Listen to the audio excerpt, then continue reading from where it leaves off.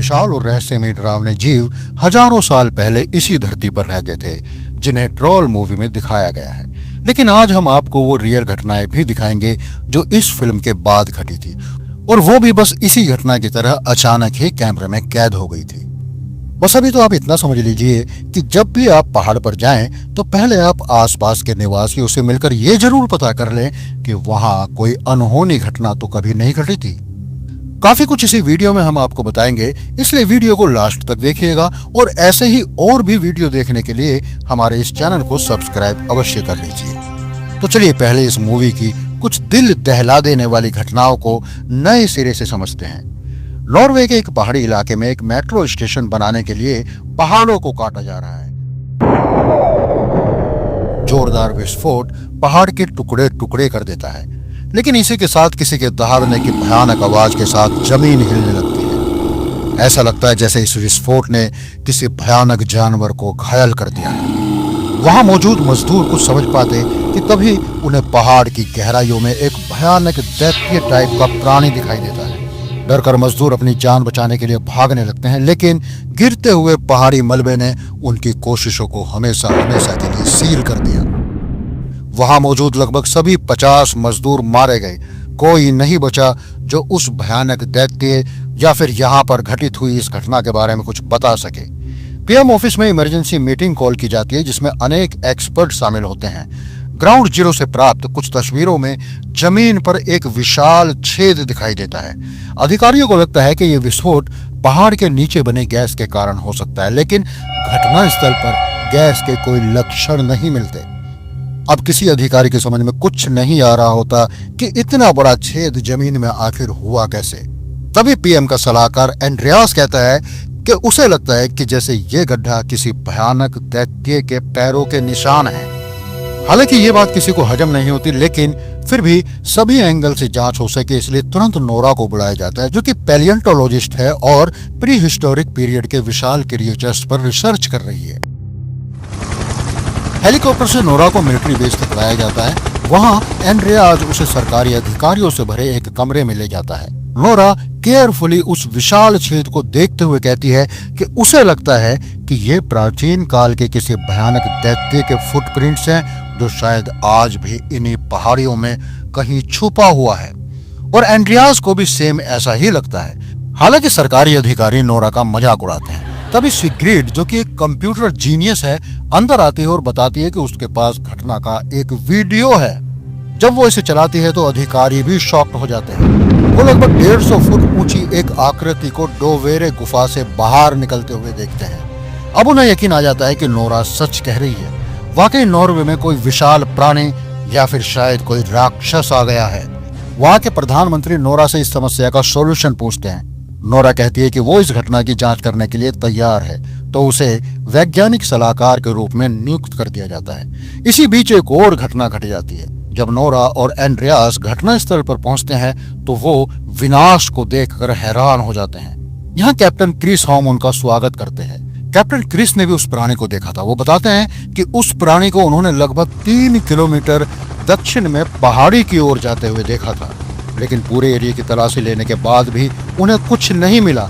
ऐसा लगता है जैसे विशाल प्राणी हवा में गायब हो गया। तो फिर नोरा अकेले ही आसपास की जांच शुरू कर देती है। अचानक उसे एक अजीब स्मेल फील होती है, जो उसे एक विशाल पदचिन्ह की तरफ ले जाती है। नोरा को लगता है कि ये निशान ताजा है, यहाँ जरूर कोई सबूत मिलेगा, लेकिन स्कैन करने पर वो हैरान हो जाती है कि उसमें कोई जीवित लक्षण मौजूद नहीं था। ऐसा लगता है जैसे ये किसी जीवित प्राणी का निशान है ही नहीं। तो फिर ये स्मेल क्यों आ रही है? ये क्या है जिसे दिमाग तो ऑब्जर्व कर रहा है, लेकिन मशीन फेल हो गई है।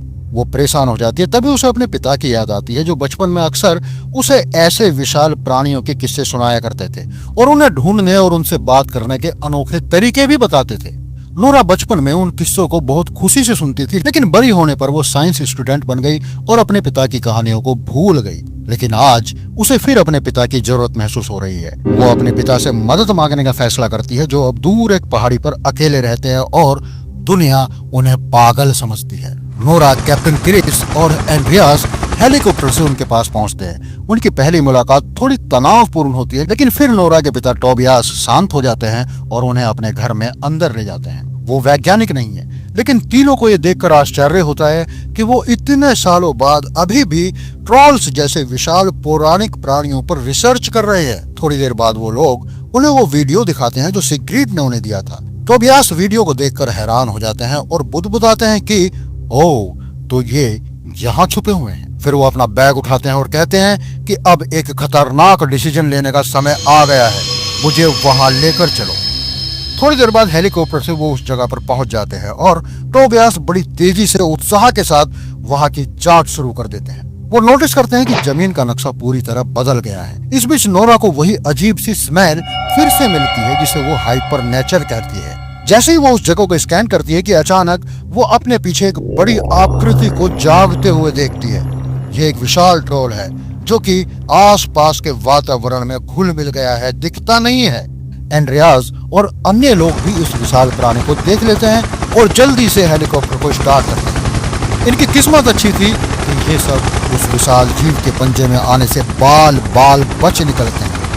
एक सुरक्षित जगह पर पहुंचने के बाद वो लोग इंटरनेट पर लाइव जाते हैं और वीडियो को ओस्लो में सरकारी अधिकारियों को दिखाते हैं। अब सभी को विश्वास हो जाता है कि ट्रोल वास्तविक है। तुरंत उसे मारने के लिए मिलिट्री ऑपरेशन स्टार्ट किया जाता है, लेकिन ट्रोल पर गोलियों का कोई असर ही नहीं होता। ऐसा लगता है जैसे ट्रोल के पास खुद को रीजेनरेट करने की पावर्स हैं।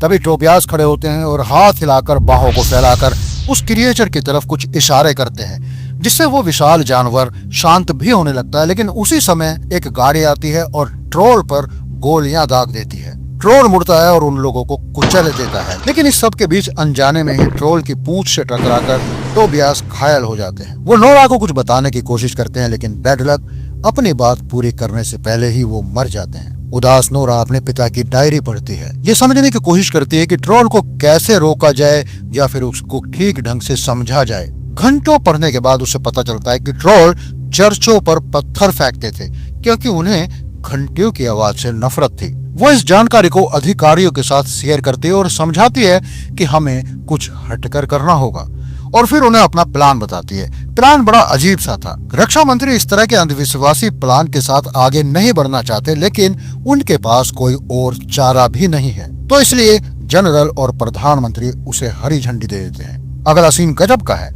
मिलिट्री के 4 हेलीकॉप्टर उड़ते दिखाई देते हैं। इन पर चर्च की एक बड़ी घंटी बंधी हुई है। वो हेलीकॉप्टर ट्रोल की तरफ बढ़ते हैं। शुरू में लगता है जैसे घंटियों की आवाज से ट्रोल कमजोर हो रहा है, लेकिन थोड़ी देर बाद he gets used to it and mostly helicopters को नष्ट कर देता है। नोरा का ये प्लान बुरी तरह से फेल हो जाता है और गुस्से में वो राक्षस भी ज्यादा तबाही मचाने लगता है और फिर वो ओस्लो की तरफ बढ़ने लगता है, जो कि विशाल पहाड़ों वाला एरिया है। सरकार द्वारा तुरंत ओस्लो और अन्य आसपास के क्षेत्रों के निवासियों से जगह खाली करने का आदेश दिया जाता है। एंड्रियास को पता चलता है कि सरकार ओस्लो नाम की उस जगह पर बमबारी करके उस ट्रोल को नष्ट करना चाहती है। वो प्रधानमंत्री से कुछ कहना चाहता है, उन्हें रोकना चाहता है, लेकिन उन्हें अलाउड नहीं किया जाता। वो गुस्से में रिजाइन कर देता है। उधर नोरा को भी फेलियर के कारण इस प्रोजेक्ट से अलग कर दिया जाता है। फिर नोरा और एंड्रियास दोनों हेडक्वार्टर छोड़ देते हैं। नोरा दुखी है कि वो ट्रोल समस्या का समाधान नहीं ढूंढ सकी। वो अपने पिता की डायरी को आखिरी बार देखने का फैसला करती है। वो नोटिस करती है कि डायरी में सीडिंग शब्द बार बार लिखा हुआ है। एंड्रियास उसे बताता है कि सीडिंग वास्तव में ओस्लो में रॉयल पैलेस में रहने वाला एक प्रिंस का नाम है। वो तुरंत रॉयल पैलेस पहुंचते हैं, जहां राजकुमार सीडिंग उन्हें पैलेस के अंदर बनी सुरंगों में ले जाता है और बताता है कि उसी ने एक रहस्य को छुपाने के लिए नोरा के पिता को पागल डिक्लेयर करके पागल खाने भिजवाया था, क्योंकि वो इस रहस्य को जान चुके थे। और वो रहस्य क्या था? रहस्य है जमीन के नीचे ट्रोल परिवार कंकाल के रिमेन्स, जो अभी तक कई सदियों से सोए हुए थे, लेकिन मेट्रो स्टेशन के लिए किए गए धमाके से इनमें से किंग ट्रोल जाग गया है, जिससे अब राजकुमार भी डरा हुआ है और इस दैत्य को खत्म कर देना चाहता है। वो बताता है कि इस दैत्य को सबसे ज्यादा प्रेम अपने परिवार के इन्हीं कंकालों से है।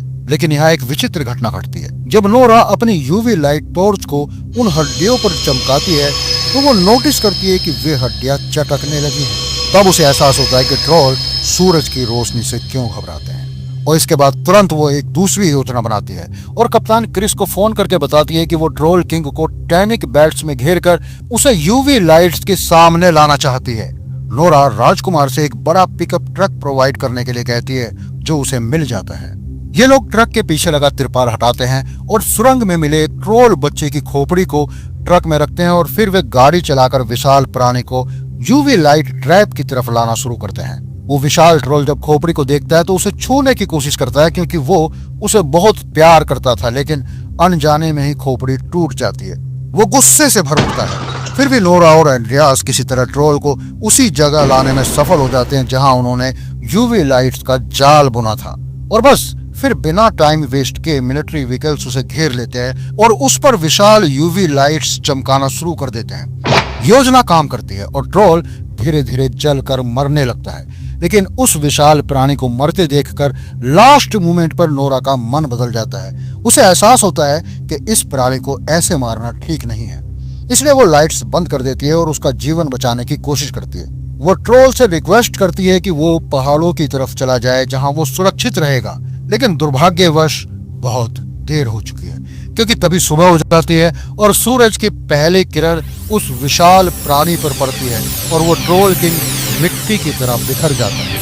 पूरी तरह पत्थर बनने से पहले नोरा उस तक पहुंचती है और उसे धीरे से छूती है और सोचती है कि क्या यहाँ के पहाड़ों में और भी ऐसे प्राणी मौजूद हो सकते हैं। उसे लगता है कि हाँ, यहाँ और भी हैं, लेकिन जब तक उन्हें परेशान नहीं किया जाता तब तक वो मानव के दोस्त हैं। इधर सभी लोग खुशी मना रहे होते हैं। इस मूवी के 2 साल बाद 2024 में बिल्कुल ऐसी ही एक सच्ची घटना बोस्निया में 6 अप्रैल को अनजाने में ही कैमरे में कैद हो गई और स्थानीय लोगों में दहशत फैल गई। इस घटना को ध्यान से देखिए। ये देखिए, बिल्कुल बीच में क्रैक, जैसे किसी के पैर का पंजा रखा गया हो। बिल्कुल फुटप्रिंट जैसा लगता है।